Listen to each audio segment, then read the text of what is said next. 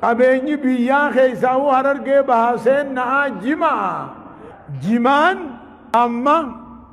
warri jimaan haraami ju ni hum beeytanii maal haraam jettanii jaaniin warri haraami ju namni jimaan haraami ju takkaahuu gamanuma ifi isaaniitiinis hin qaban rubbamaa dachiin isaaniillee jimaan taatu yoo taatellee dhaabbachuus hin danda'aniinis hin beekan duubaa wal fakkaannu jaanii jimaan haraamii jaan tuni haasidummaa hinaafumma malee waan shari'aan jetteemi namni jimaan haraamii ju kunoo gamtaan ulamaa Itoophiyaadha arma jirte Itoophiyaa jirti waan biraatiifuu ni deemanii makiinaa shidatanii kaan xayyaara shidatee ka biyya keessaatiis kitaaba fudhatee kunoo arma teenya dhohonnee hin jirru haanu dhufanii hinja yoo kun hin jiraanne immoo hinaaffiidha dhabaa akkana godha yoo qabaatanaa dhaabbatanii wallaalanni gargaarraa wajji dhaabna akka ja'an halaali jechuun dhagaya waanuma rabbii rasuul halaal godhani haraami jechuun waanuma rabbii rasuul haraam godhani joolleen buluuqa riyaadaa tajriidii biran dabrin arra jibaa haraam godhuu hin dandeessu joolleen halka istanjaanaa dhibdu istanjaahuun beeyne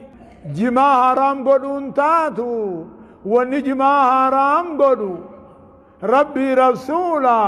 quraana hadiisa keeysaan arkatanii akka adaba godhani janna akka jaan farshoodhaani wal fakkaataa jaan mee isinuu isinit gaba'a farshoonii fi jimaan samii dachi addaa jiran namichi farshoo dhuge waa barreessuu hin danda'u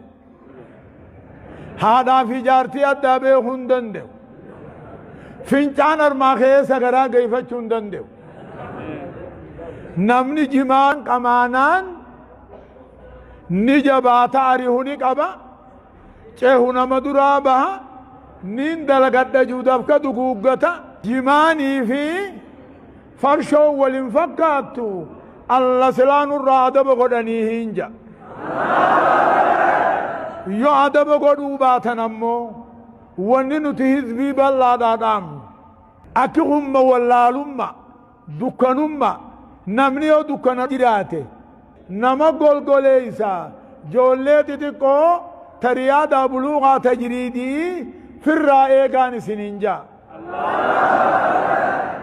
namni lulluuqannaan dalagachuu dandeya aduwwii firraa ari'a duraa cahu duraa baha akkasuma namni lulluuqatu dalagachuu dandeya ilmaan isaan agabani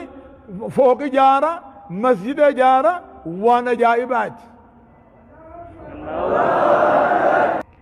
ulamaa biyya takkaatu ammani abalun ju'u jimaan haraamii jaan oggaasi ulamaa iyyaman akka jetteen sa jimaan kuni midhaan nyaatammoo baala nyaatammoo hidda keeysaa qotanii nyaatanii jaaniin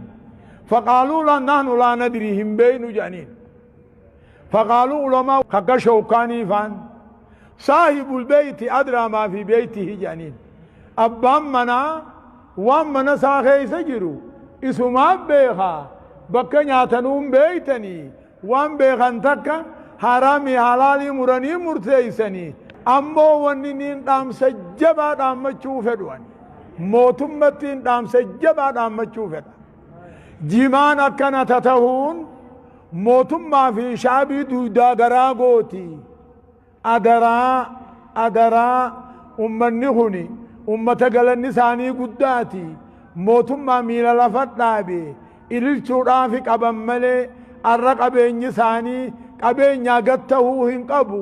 أدرا موتما كانوا تنجلفنين جا جنة وان جنة